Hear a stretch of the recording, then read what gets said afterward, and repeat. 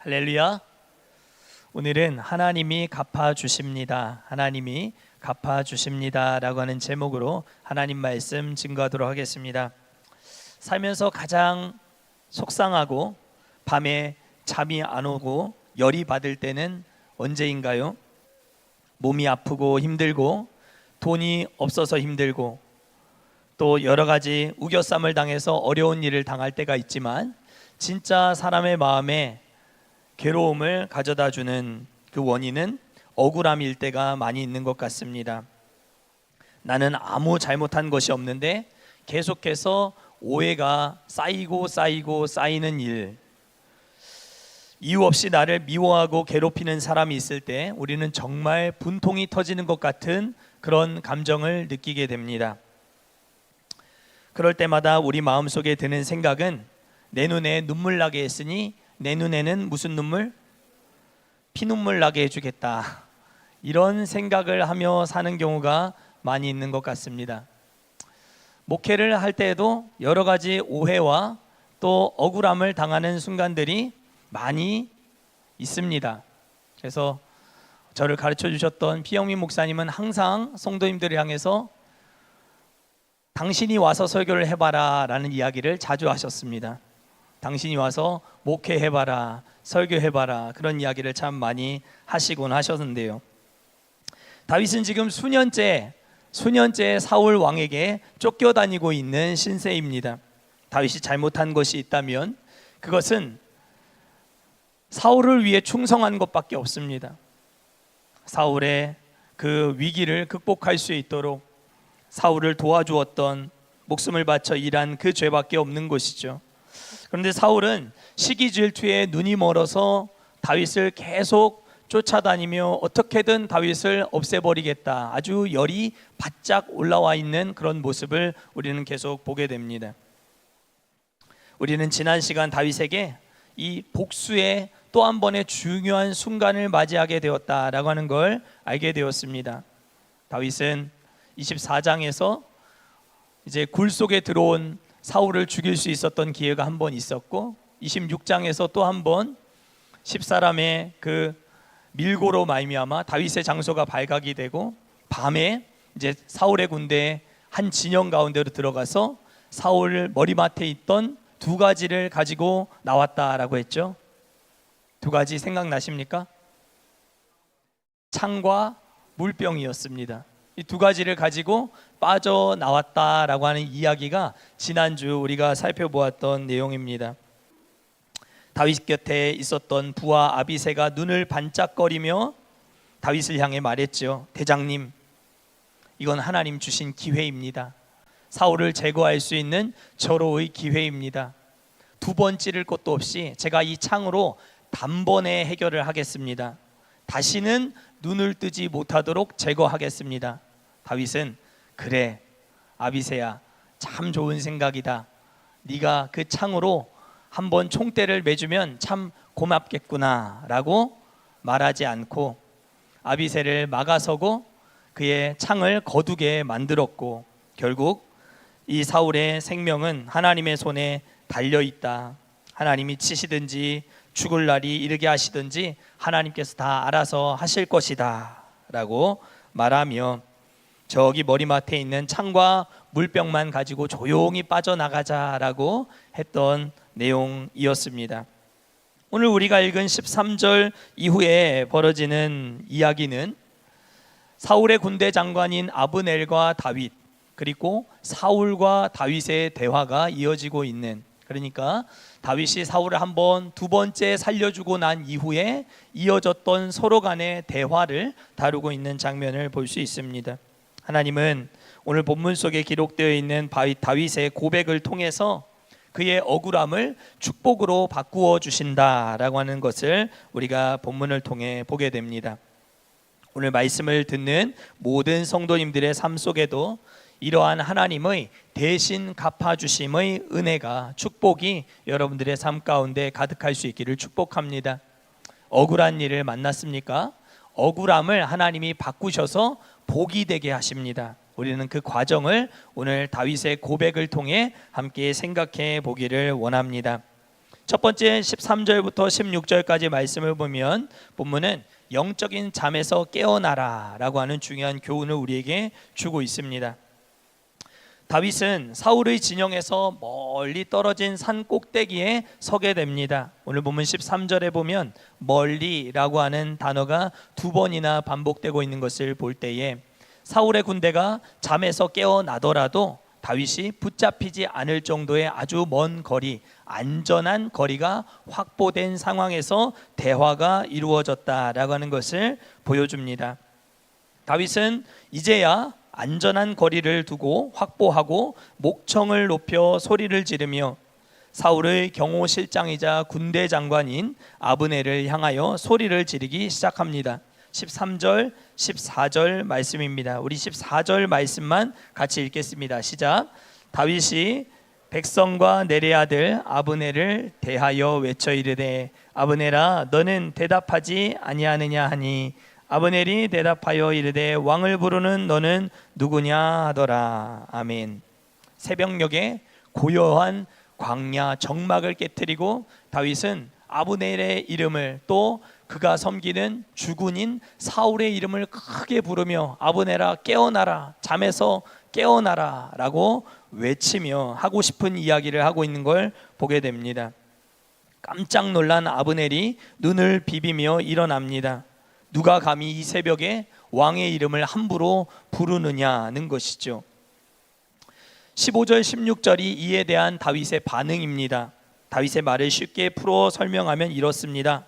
아브넬아, 네가 이스라엘에서 가장 용맹한 장군이라면서 그런데 지난 밤에 한 자객이 너희의 그 군대 진영 한 복판에 들어가서 주군인 사울의 목숨을 위협했다라고 하는 걸 너는 알고 있냐? 너는 도대체 군대 장관 경호실장이라고 하는 사람이 주군이 그렇게 위험한 상황에 처했음에도 불구하고 그 시간에 뭐 하고 있었느냐? 너는 직무유기야. 당장 사형감이야. 내 말이 거짓말 같지? 왕의 머리맡에 있던 창과 물병이 어디 있는지 확인해 봐라. 사랑하는 성도 여러분, 이 장면을 한번 상상해 보십시오. 얼마나 통쾌하고 웃기는 상황입니까? 3,000명의 특전사를 거느리고 다윗 한 사람을 죽이겠다고 혈안이 되어 지금 진영을 펼쳐놓고 그날 밤 묻고 이제 다윗을 사로잡으려고 하는 순간이었습니다. 그런데 정작 자기들의 왕이 죽을 뻔한 것도 모르고 쿨쿨 자고 있었습니다. 아마 코를 드르렁 드르렁 골면서 아주 깊은 잠에 빠져들었을 것이다 라고 아주 한 유명한 목사님이 이야기하였습니다. 김영광 목사라고. 쿨쿨 깊은 잠에 빠져 있었던 이 사울의 군대. 다윗은 이 사울의 군대의 허술함과 무능함을 온 천하에 공개적으로 지금 폭로하고 있는 것을 볼 수 있습니다. 우리 이 장면에서 중요한 영적 교훈을 발견하게 됩니다. 사울과 아브넬 또 그의 군대 군사들이 왜 깊은 잠에 빠지게 되었죠? 그렇죠. 그의 앞선 12절 말씀을 보면 여호와께서 그들을 깊이 잠들게 하셨다라고 말하고 있는 것을 보게 됩니다. 하나님이 그들을 잠자게 하셨습니다. 하나님을 떠나 다윗이라고 하는 의인을 괴롭히고 시기와 질투와 악한 목적으로 달려드는 세상에 속한 사람들은 결국 이처럼 영적인 깊은 잠에 빠진 자들과 같다라고 하는 걸 우리는 본문을 통해 보게 됩니다. 그들은 겉보기에 대단한 권세를 가진 사람들이었고 이스라엘 남자들 중에서도 가장 강한 남자들이었고 다윗을 금방이라도 잡아서 죽일 수 있을 것처럼 큰 소리를 치는 사람들이었지만 실상은 감기는 눈꺼풀을 이기지 못하는 무능하고 허술한 사람들이었다라는 것을 본문이 말씀합니다. 얼마나 그들이 무능했으면 원수가 우리의 진영 한가운데 들어와서 왕을 죽일 수 있는 위기를 만들어낼 정도였을까라는 생각을 우리가 해볼 수 있는 것이죠. 무기를 빼앗아 갔는데도 전혀 알아채지지 못하는 이 상황.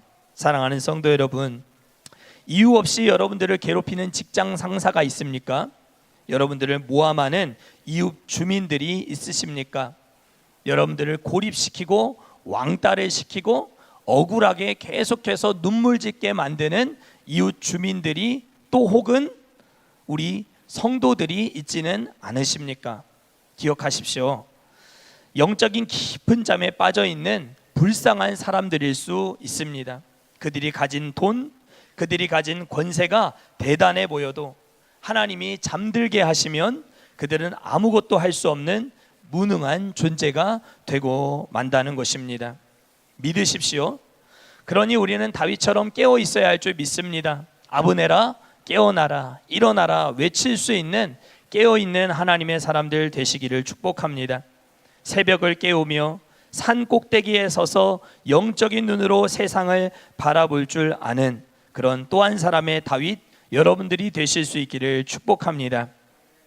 두 번째 17절부터 20절까지 말씀은 복수의 칼을 하나님께 넘기라 라고 하는 교훈을 우리에게 줍니다. 무엇을 넘기라고요? 복수의 칼을 하나님께 넘기라는 것입니다. 다윗의 목소리가 광야에 울려 퍼지자 사울 왕도 그 목소리를 듣고 이 목소리는 내가 잘 알고 있는 다윗의 목소리. 17절 말씀입니다.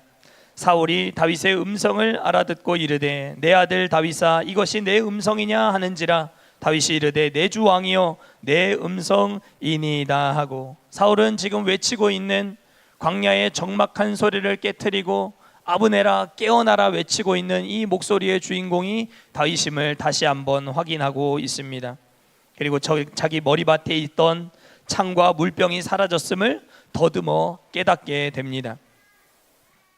여러분들이 만약에 사울의 입장이었다면 어떠셨겠습니까? 내가 의지하고 있던 창 그리고 광야 생활에 꼭 필요했던 물병 그것이 다윗의 손에 들어갔다라고 하는 사실을 더듬어 알게 된 그 아침 아마도 굉장히 당혹스러웠겠지요. 사울은 한번 옷자락을 베인 적이 있었기 때문에 아마도 쥐구멍에 들어가 숨고 싶은 심정이었겠다라는 생각도 해보게 됩니다. 그는 한번 이미 용서를 받았던 사람 아니었습니까? 다윗은 그런 사울 앞에서 다시 한번 자신의 억울함을 차분하게 또 조리 있게 사울에게 이야기하는 장면을 보게 됩니다. 19절 20절 말씀입니다. 당신이 나를 죽이려고 하는 그 이유가 하나님 때문이라고 한다면 난 당신 손에 죽어 제물이 되겠습니다. 그런데 만약에 당신 곁에 어떤 사람이 당신과 나 사이에 이간질을 하여 뭔가 괴롭힘이 되고 있다고 한다면 만약에 그런 자가 나를 모함하고 있는 것이라 한다면 그 사람들은 응당 하나님께 저주를 받게 될 것입니다. 이스라엘의 위대한 왕이 고작 이 광야에서 벼룩 같은 또 작은 메추라기와 같은 나를 그렇게 잡겠다고 이 엄청난 군사력을 허비하는 것이 옳은 일입니까? 라고 아주 논리적으로 차분하게 저 멀리 깨어난 사울을 향해 지금 다윗이 외치고 있는 소리를 우리가 듣게 됩니다. 자신을 하찮은 벼룩에 비유하고 보잘것없는 메추라기에 비유하고 있습니다. 이것은 자신을 낮추는 아주 겸손한 표현입니다. 그러나 그 고백 속에 뼈가 있는 것이죠. 사울 왕이여 이제는 부디 좀 채통을 좀 지키시고 당신의 그 군사력을 허비하여 쓸데없는 일을 멈추시라 이 말을 지금 다윗이 하고 있는 것이죠. 여기서 우리는 다시 주목해야 할 다윗의 위대한 믿음을 보게 됩니다. 복수에 대한 모든 주권을 철저히 하나님께 이양하고 있는 다윗의 모습입니다. 다윗에게 사울을 죽여야 할 명분은 너무나도 분명했습니다. 먼저 칼을 꺼내든 이는 사울이었고 사울은 군대를 동원했기 때문에 다윗이 지금 사울의 목숨을 끊어놓는다고 해서 이것이 법적으로 문제가 되지 않고 세상적으로도 자기가 스스로 피를 흘려 원수 갚는 일을 한다고 해서 그것을 법적으로 문제 삼을 리는 아무도 없었습니다. 자신을 지키기 위한 정당방위의 행위였던 것이죠. 심지어 다윗 곁에 있던 부하들도 똑같은 생각을 하고 있지 않았습니까? 차라리 내가 내 창으로 단번에 사울을 제거하겠다. 이건 너무나도 자연스러운 일이었습니다. 다윗의 군대 역시 사울 때문에 너무 고통스러운 시간을 보내고 있었기 때문이지요. 그러나 다윗은 사울이 아무리 악질이라도 심판은 오직 하나님만 하실 수 있다는 이 기본적인 믿음의 자세를 포기하지 않았습니다. 사랑하는 성도 여러분, 이스라엘 국기를 보면 한가운데 커다란 파란 색깔 별이 그려져 있는 걸 보실 수 있습니다. 그 별은 우리가 잘 아시다시피 다윗의 별을 의미합니다. 이스라엘 역사상 가장 많은 사람들에게 존경을 받았고 사랑을 받았던 성군 다윗, 그가 그런 사람이 될 수 있었던 건 그가 비범하고 특출난 어떤 능력을 가지고 있었기 때문이 아니라 인생의 결정적인 순간마다 내 감정의 칼을 내려놓고 그 칼을 하나님께 넘기고 하나님의 공의를 신뢰하며 끝까지 하나님을 의지했기 때문이었습니다. 사랑하는 성도 여러분, 오늘 여러분들의 마음속에 있는 마음을 상하게 한 그 사람을 향해 들고 계시는 그 복수의 돌멩이를, 복수의 바위를 여러분들 내려놓으실 수 있기를 축복합니다. 억울함에 밤잠을 이루지 못하며 불평하던 여러분들의 입술을 닫고 모든 것을 공의로 심판하실 하나님께 기도로 아뢰시고 고발하시는 여러분들 되실 수 있기를 축복합니다. 하나님은 가장 정확한 때에 가장 공의로운 방법으로 여러분들의 인생 가운데 억울함을 축복으로 바꾸시는 놀라운 역사를 보여주실 것입니다. 마지막 21절부터 25절까지 말씀은 악을 선으로 이기라, 악을 선으로 이기라, 그런 교훈을 우리에게 주고 있습니다. 이어지는 21절부터는 다윗의 눈물 어린 호소와 서슬퍼른 경고를 받았던 사울 왕의 반응을 기록하고 있는데요, 우리 21절 말씀 같이 읽겠습니다. 시작.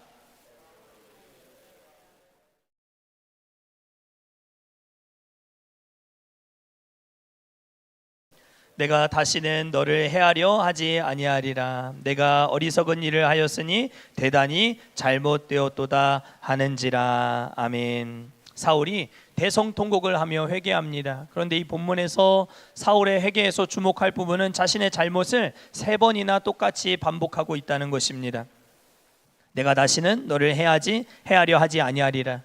내가 어리석은 일을 하였다. 대단히 잘못되었다. 자신의 잘못을 3번이나 반복해서 고백하며 뉘우치고 있는 모습을 보여줍니다.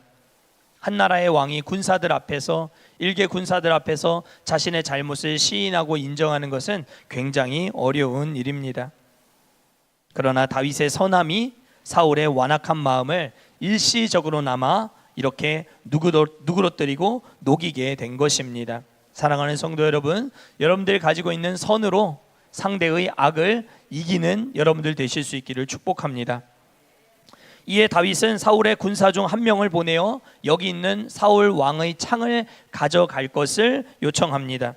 그러면서 다윗은 아주 중요한 신앙 고백을 남기고 있습니다. 오늘 설교의 핵심 구절인 23절, 24절 말씀입니다. 제가 읽겠습니다. 여호와께서 사람에게 그의 공의와 신실을 따라 갚으시리니 이는 여호와께서 오늘 왕을 내 손에 넘기셨으되 나는 손을 들어 여호와의 기름 부음을 받은 자 치기를 원하지 아니하였음이니이다. 오늘 왕의 생명을 내가 중히 여긴 것 같이 내 생명을 여호와께서 중히 여기셔서 모든 환난에서 나를 구하여 내시기를 바라나이다 하니라. 아멘. 다윗의 이 고백을 우리 가슴에 새겨야 합니다. 여호와께서 사람에게 공의와 신실로 갚으시리니. 저를 따라 한번 하시죠. 여호와께서 내게 그의 공의와 신실로 갚으시리니. 이것을 다윗이 믿었기 때문에 사울을 직접 처단하지 않고 복수의 칼날을 하나님께 넘기고 자신의 선함으로 사울의 악함을 이겨낼 수 있었다라고 하는 사실입니다. 다윗은 사울 왕의 거짓 눈물의 약속을 믿지 않았습니다. 그는 또 한 번 계속해서 다윗을 공경에 빠뜨리게 될 것임을 다윗이 알고 있었기 때문입니다. 다윗이 믿은 것은 그 사람의 뉘우침 3번이나 반복하며 고백하고 있는 그의 회개가 아니라 하나님의 공의와 신실이었음을 우리는 기억해야 합니다.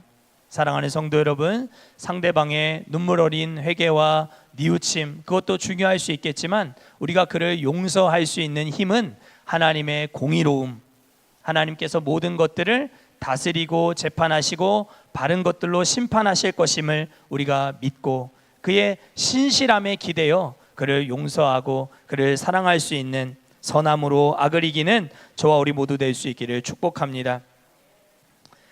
내가 오늘 왕의 생명을 아끼고 중히 여겼던 것처럼 하나님께서도 내 생명을 중히 여기셔서 이 모든 환난에서 나를 반드시 건져내시고 갚아주실 것을 믿습니다. 이것이 다윗의 고백이었습니다. 내가 사울의 생명을 귀히 여기고 당신을 살려준 것처럼 하나님은 내 생명을 지키시고 보존해 주시고 환난에서 건져내 주실 것입니다 라고 하는 이 아름다운 믿음의 고백, 여러분들의 고백 되실 수 있기를 축복합니다. 마지막 25절은 사울이 다윗을 향해 축복을 하는 장면으로 이 극적인 드라마가 마무리되고 있는 걸 보게 됩니다. 어제까지만 해도 눈에 불을 켜고 다윗을 죽이려고 해하려고 했던 원수 사울이 이제는 다윗을 향해 무엇이라 합니까? 축복의 예언을 선포하고 있는 것을 보게 됩니다. 우리 25절 말씀은 굉장히 중요한 말씀입니다. 같이 읽겠습니다. 사울이 다윗에게 이르되 내 아들 다윗아 내게 복이 있을지로다. 내가 큰 일을 행하겠고 반드시 승리를 얻으리라 하니라. 다윗은 자기 길로 가고 사울은 자기 곳으로 돌아가니라. 아멘. 다윗의 상황은 아무것도 바뀐 것이 없었습니다. 그러나 다윗의 마음은 이전과 완전히 달라졌습니다. 그의 마음엔 평강이 임했고 승리에 대한 확신이 생겼습니다. 왜냐하면 자기 손에 피를 묻히지 않고도 크게 승리하는 법을 다윗이 배웠기 때문입니다. 하나님이 살아계셔서 반드시 갚아주신다는 확신으로 충만해졌기 때문입니다.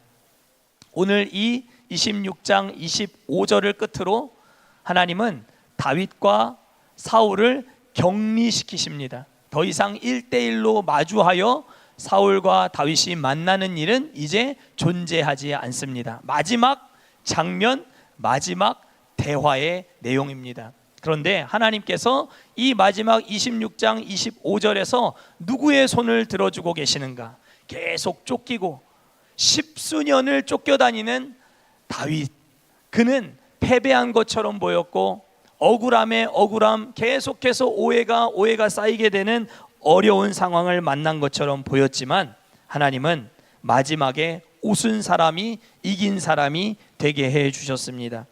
하나님은 마지막까지 믿음으로 용서를 실천했던 다윗의 손을 크게 높이 들어 주셨습니다. 25절의 사울의 고백은 고백 그대로 이루어지게 되었습니다. 사랑하는 성도 여러분, 말씀을 맺겠습니다. 오늘 본문은 복수할 기회가 눈앞에 주어졌음에도 불구하고 하나님의 공의와 신실하심을 믿기 때문에 그 복수의 기회를 내려놓을 줄 알았던 사람이 진짜 승리자임을 우리에게 가르쳐 줍니다. 여러분들은 무슨 칼을 내려놓으셔야 되겠습니까? 무슨 복수의 돌멩이를 내려놓으셔야 되겠습니까?